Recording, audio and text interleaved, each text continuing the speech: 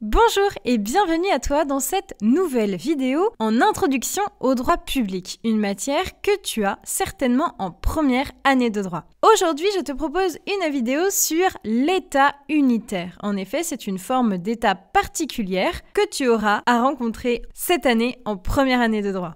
Pour ce faire, nous verrons dans un premier temps la définition de l'État unitaire, puis l'État unitaire concentré et centralisé, et enfin l'État unitaire déconcentré et décentralisé. Surtout, n'oublie pas de t'abonner à la chaîne YouTube, de liker la vidéo et de me rejoindre sur les réseaux sociaux tels qu'Instagram ou encore TikTok. Tu es prêt? Alors, c'est parti!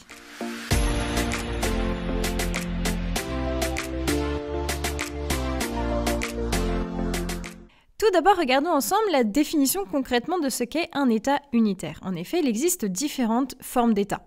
Dans cette vidéo, nous regardons l'État unitaire, mais il y a également l'État composé et enfin l'État dit régional. Donc dans cette vidéo, on va voir dans un premier temps l'État unitaire, ce que c'est concrètement.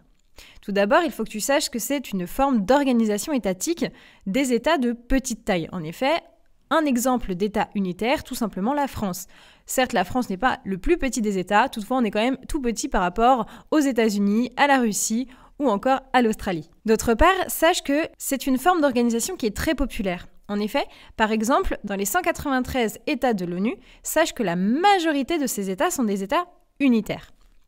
Un État unitaire, c'est également un État qui a donc un seul et unique pouvoir central. Finalement, il n'y a pas de pouvoir qui va être donné à des régions de ce même État. On dit alors qu'il n'y a qu'une seule et unique organisation politique et juridique. Comme par exemple en France, tout simplement, tu vois bien qu'on a un parlement, on a un gouvernement, et dans chaque région, certes, nous sommes un État déconcentré et décentralisé, toutefois, nous avons bien un seul parlement et nous n'avons pas d'autres parlements au sein de nos régions. Alors, comme je te le disais précédemment, regardons ensemble l'État unitaire, cette fois centralisé et concentré. Deux termes que l'on mélange très facilement dès la première année de droit, mais t'inquiète pas, grâce à cette vidéo, tu ne feras plus de confusion. Alors, tout d'abord, qu'est-ce que ça veut dire? Tout simplement, c'est la forme d'État unitaire le plus strict, c'est-à-dire qu'il y a un seul pouvoir législatif et exécutif. Concentré, ça renvoie à quoi? Concentré, ça revient au fait que le pouvoir d'élaborer les règles de droit est issu d'une institution nationale, c'est-à-dire que les régions en tant que telles n'ont pas ce pouvoir. Centralisé, ça renvoie à quoi? Eh bien, en fait, c'est les préoccupations locales qui vont donc être gérées cette fois-ci par des institutions à l'échelle nationale. En effet, ça reviendrait à dire qu'en France, nos régions n'auraient pas par exemple de préfet, on n'aurait pas non plus forcément de municipalité et que chaque problème de ta ville serait réglé directement à l'échelle nationale. Donc tu comprends bien que la forme d'État unitaire centralisé, concentré, peut être tout à fait viable, mais pour des tout petits États. Alors les avantages de ce système, c'est qu'il y a une homogénéité politique et donc il n'y a aucune disparité dans les régions.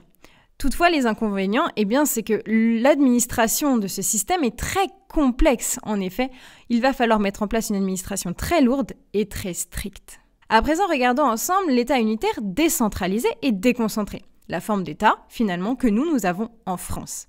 Alors, c'est dès lors que l'État est forcément plus grand, on va opter pour ce genre d'organisation. En effet, la déconcentration dans un premier temps. Ici, on va transférer à des entités territoriales un pouvoir de décision qui sont elles-mêmes soumises au pouvoir hiérarchique. Tout bêtement, c'est la préfecture, comme en France.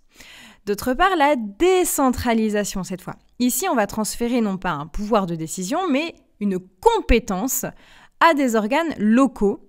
Mais ceux-ci, cette fois, ne sont pas soumis à l'État central par le lien de hiérarchie. Ici, c'est par exemple les universités ou encore les communes. Alors, les avantages de ce système, c'est que les citoyens vont donc être beaucoup plus actifs au sein même de leur région, de leur commune. Puisqu'on va leur donner du pouvoir, on va leur donner des compétences, il va y avoir une certaine manifestation des citoyens et donc un intérêt peut-être plus prononcé pour la vie politique. Par contre, les inconvénients, c'est que oui, le citoyen va prendre conscience de la démocratie peut-être plus facilement, toutefois, elle peut souvent être illusoire car finalement, chaque échelon doit respecter l'échelon supérieur. Et si on fait le décompte, finalement, eh bien oui, évidemment, la région doit s'aligner aux décisions nationales. Voilà, c'est la fin de cette vidéo. J'espère que la notion d'État unitaire est plus claire pour toi. En tout cas, moi, je t'invite à me rejoindre sur les réseaux sociaux tels qu'Instagram et TikTok. Et si tu as besoin d'en savoir un petit peu plus sur cette notion, n'hésite pas à commander mes fiches de révision en lien dans la description. Moi, je te souhaite beaucoup de courage et je te dis à bientôt!